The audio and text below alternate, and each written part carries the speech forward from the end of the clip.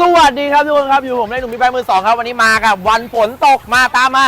วันนี้พามาดูรถเข้าใหม่1 ลำครับผมสวยๆเลยเห็นถามกันมาเยอะพี่มาหรือยังมีหรือยังวันนี้เดี๋ยวพามาดูเลยฝนตกแบบนี้ครับแหมทุ่มเทจริงๆอันล็อกนะครับไปพร้อมกันเลยนะครับนี่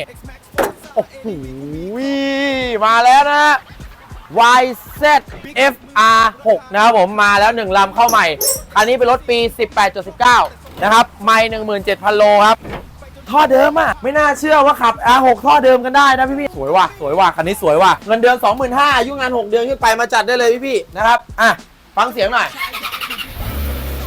ท่อเดิมไทเทเนียมอยู่แล้วเอาลองฟังดูอุ้ยมันตดด้วยนะ